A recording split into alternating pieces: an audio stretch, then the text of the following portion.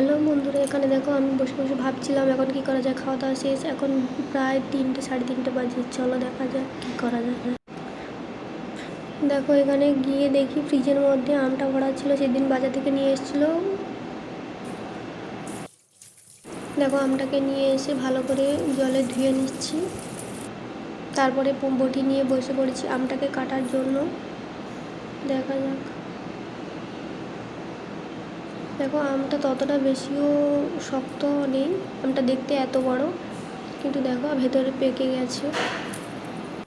দেখো কেটে নিয়েছি, আমি তো একা খাবো তাই আধা মাখাবো আর আধাটা রেখে দেবো, আবার অন্য একদিন বানাবো। দেখো এখানে কাটতে না কাটতেই আমি একটু চেখে নিলাম টক আছে না মিষ্টি, খেয়ে দেখি মিষ্টি আছে, তাই প্রথমে ভালো করে ছাল ছাড়িয়ে নেব।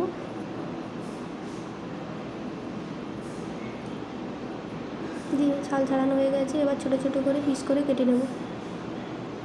ওইখানে ছোটো ছোটো পিস করা হয়ে গেছে আমার, সবগুলো এভাবে ছোটো ছোটো করে পিস করে কেটে নেব।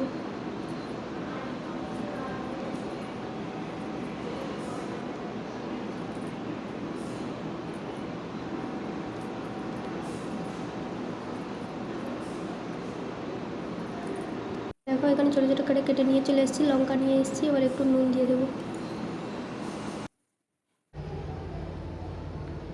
এটাকে ভালো করে এবার মাখিয়ে নেব। দেখো মাখাতে মাখাতে এখানে আমার জিভে জল চলে এসছে, তাই একটু চেখে নিলাম কেমন হয়েছে। চেখে দেখি ঝাল কম আছে, তার জন্য একটু লঙ্কার গুঁড়ো দিয়েছিলাম।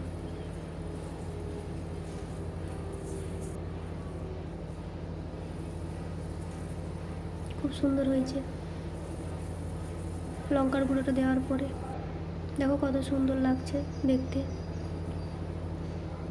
তারপরে দেখো এমনিতেই ঝাল লাগছিল, আমি তো ঝাল কম খাই, তাই ওইটা দেখো ঝাল লাগছিল, তবুও কী করবো, খেতে তো হবে। আমার এই ছোট্ট ভিডিওটি কেমন হয়েছে লাইক এবং কমেন্ট করে জানিও, এবং আমার এই ছোট্ট চ্যানেলটিকে সাবস্ক্রাইব করে আমার পাশে থেকো। টাটা।